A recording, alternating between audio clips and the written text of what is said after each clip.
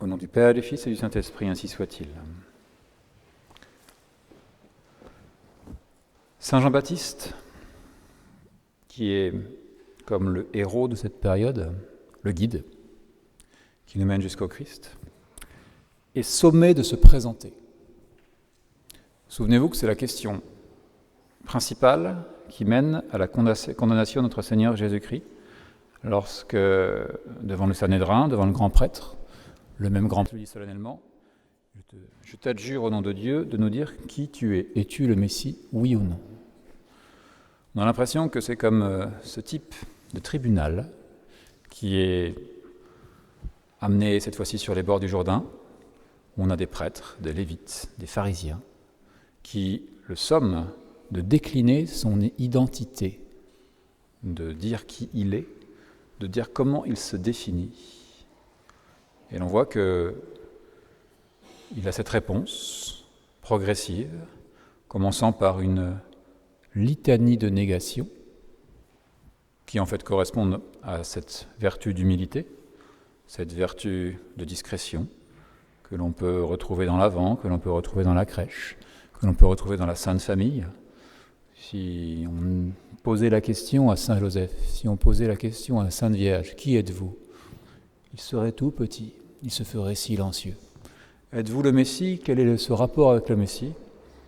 Il se tairait. La question revient aux chrétiens. Qui êtes-vous? Alors, il y a toujours ce basculement à faire entre l'Évangile, c'est-à-dire l'histoire réelle telle qu'elle a été au niveau humain il y a 2000 ans, et nous-mêmes, au niveau spirituel, cette profondeur qui doit nous toucher. Quelle est la connaissance que l'on a de nous-mêmes pour pouvoir faire une présentation de nous-mêmes? Et ceux qui sont dans le monde professionnel savent que des fois, il faut savoir se présenter. Qui êtes-vous? Présentez-vous. Une sorte de tribunal devant vous. On vous demande de vous présenter en une ou deux phrases, et ensuite de savoir, par exemple, pour pouvoir être embauché dans tel ou tel poste, quelles sont vos véritables capacités. Alors dans ces cas-là, il y en a qui mettent un curriculum vitae, ils disent tout ce qu'ils ont fait, tout ce qu'ils n'ont pas fait, on l'oublie. Il y a de plus en plus, puisqu'on est dans un monde psychologisant, des gens qui se présentent en donnant une caractéristique, des tests psychologiques pour dire directement à ces gens, tiens, voilà comment je suis, si vous prenez tel test, je suis ça, ça, ça, ça. Voilà, ça se fait, paraît-il. Il serait bon de voir pour nous-mêmes, avant même de répondre à cette question, qui êtes-vous? Si, en tant que chrétien, on peut effectivement voir de quelle manière on se situe. On se situe par rapport à quoi? Par rapport d'où l'on vient, où l'on est. En tant que chrétien, on vient de Dieu puisqu'on a été créé par Dieu. On sait qu'on va aller à Dieu, on est censé l'être, pour pouvoir retourner à Dieu notre Père, également notre Créateur. En tant que chrétien, on devrait vivre pour Dieu. Bon, ça c'est le but que l'on a. Mais quand on décrit effectivement, vous voyez, cette comparaison avec la description psychologique, qu'est-ce qu'on dirait, nous? C'est pas tellement psychologique qu'il faudrait faire, ce serait plutôt par rapport, en tant que chrétien, par rapport à cette venue du Messie, c'est-à-dire ce Sauveur qui vient nous racheter du péché originel et du péché mortel, du péché véniel, personnel. Qui sommes-nous? On peut faire une carte de notre âme en disant, mais quelles sont mes deux facultés principales? C'est l'intelligence et la volonté, mes deux capacités. Où en suis-je? Vous savez que l'intelligence a été blessée par le péché originel, et c'est la blessure d'ignorance. Et où en sommes-nous par rapport à notre propre ignorance? Notre volonté a été blessée, et c'est la blessure de malice qui est présente. Où en sommes-nous par rapport aux véritables choix qui sont à faire? L'ignorance, elle peut toucher tout ce que l'on devrait connaître par rapport à l'Église, notre Seigneur Jésus-Christ, nous-mêmes, le devoir que nous pouvons avoir là où nous sommes, une multitude de choses. Où en sommes-nous? Ce qui es-tu? Cette espèce d'examen de conscience qui permet pour nous de faire une véritable description de ce que nous sommes pour savoir ce que l'on doit faire, peut être précieuse. Mais il n'y a pas que nos deux facultés supérieures, l'intelligence et la volonté. On peut voir également, et les psychologues chrétiens, on pourrait dire les anciens, sont là pour nous dire, regardez plutôt également de quelle manière vous réagissez face à vos désirs, c'est-à-dire face à vos passions, face aux choses que vous désirez, qui sont désirables en soi et faciles à trouver, et les choses qui sont difficiles à acquérir, qui demandent un certain effort, c'est-à-dire ce qu'on appelle l'irascible et le concupiscible. L'irascible, normalement, est touché depuis le péché originel par la faiblesse, c'est-à-dire que c'est quelque chose que l'on voudrait faire, que l'on voudrait acquérir, on le désire, mais ça demande véritablement de faire un pas en hauteur. Nous sommes caractérisés par une certaine faiblesse depuis que nous sommes touchés par les effets du péché originel.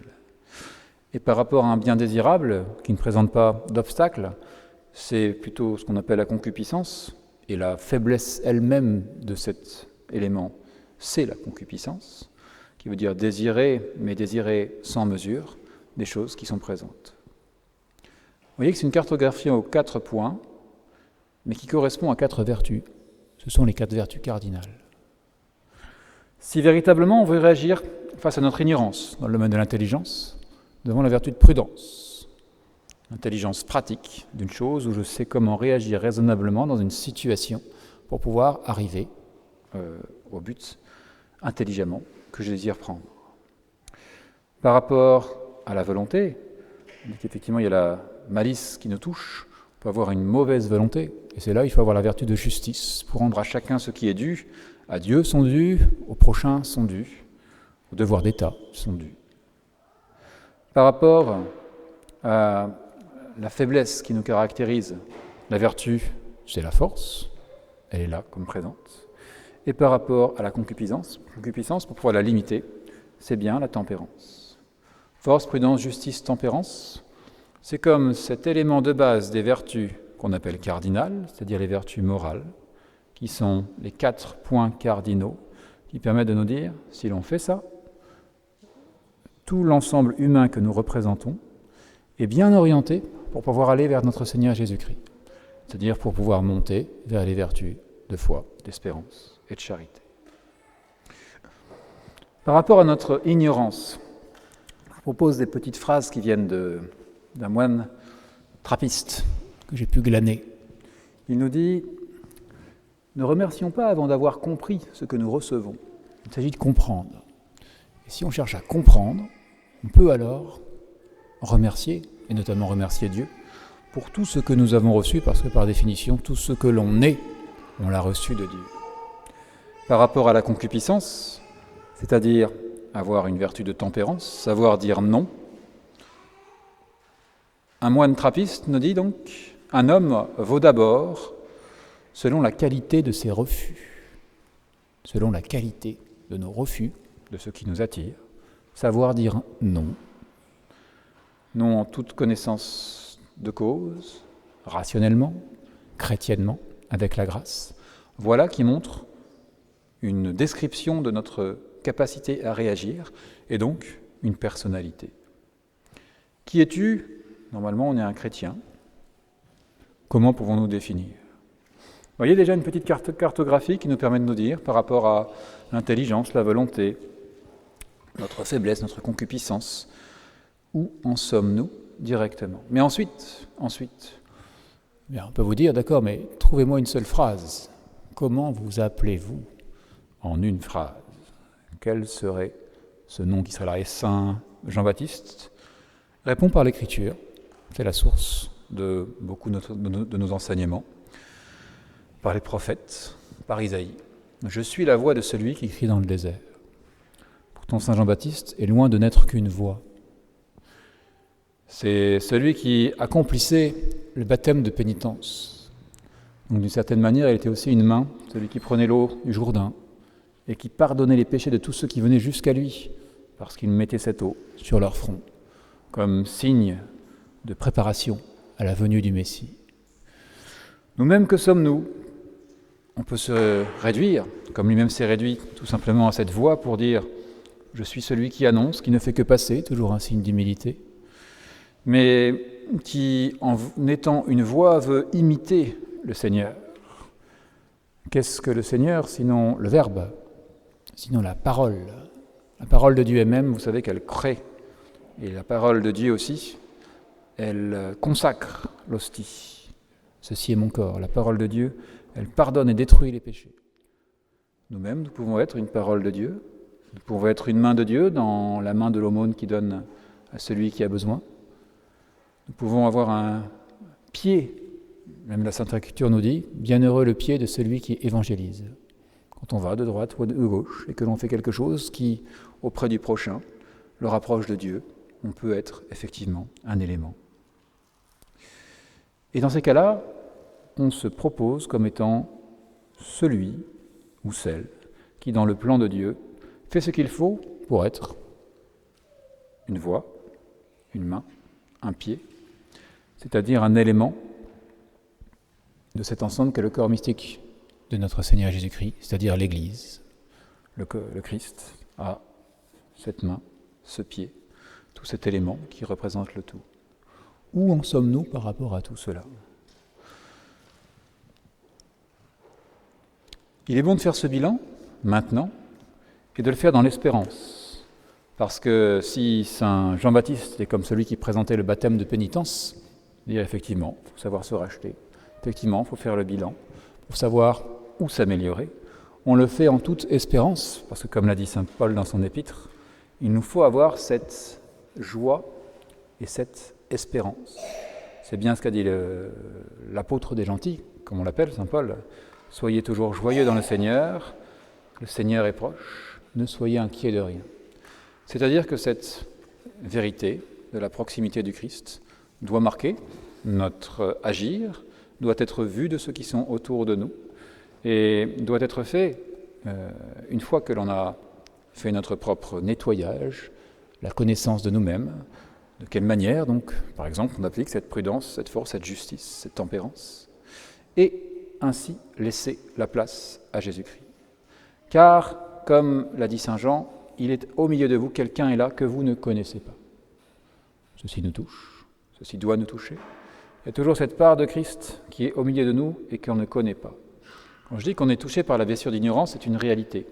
On ne se connaît pas nous-mêmes parce qu'on ne connaît pas nos capacités, on ne connaît pas forcément l'étendue de nos péchés et la gravité, les conséquences qu'ils peuvent avoir sur nous ou sur le prochain. On ne connaît pas forcément également l'étendue de notre richesse, c'est-à-dire la présence du bon Dieu en nous. Quelqu'un est là que vous ne connaissez pas. Il y a toujours une forme de voile sur notre regard sur nous-mêmes, en nous disant que, de même que Jean disait à tous les autres, le Messie est là, et Jésus-Christ était là au milieu d'eux, mais comme caché, comme dilué dans la foule, au milieu de notre âme, peut-être trop dilué justement cet esprit chrétien que nous devons mettre en valeur, que nous devons faire en sorte de présenter, en disant comme saint Jean-Baptiste, « Ecce agnus Dei, voici l'agneau de Dieu ». C'est ça qu'il faut que je fasse, et pas l'inverse. C'est ça qu'il faut que ce point sur lequel il faut que j'insiste. Et dans ces cas-là, dans cette situation-là, avec telle personne, dans tel travail, c'est de telle manière que je peux réagir vraiment en chrétien. Alors, il y aura au milieu de nous quelqu'un que nous connaîtrons et qui est notre Seigneur Jésus-Christ. Suivons donc, sur les quelques jours qui nous séparent de Noël, cet élément, cette voie que le guide, saint Jean-Baptiste, nous dit de suivre, savoir nous reconnaître petits, savoir nous connaître et nous présenter comme étant enfants de Dieu blessés, où on est notre intelligence, notre volonté, de quelle manière réagissons-nous si vraiment nous sommes dans les situations, nous sommes en faiblesse, si on fait preuve de concupiscence, et quel est cet élément que je dois surtout travailler pour dire « je suis une voix, je suis une main, je suis un pied, je suis un élément qui permet de développer Jésus-Christ en moi ou autour de moi, et de faire en sorte qu'au moment où le Christ lui-même, comme il a annoncé, viendra, nous serons celui qui aura pu ensuite lui ouvrir la voie. Suivons donc le guide. N'oublions pas le guide. Au nom du Père, du Fils et du Saint-Esprit, ainsi soit-il.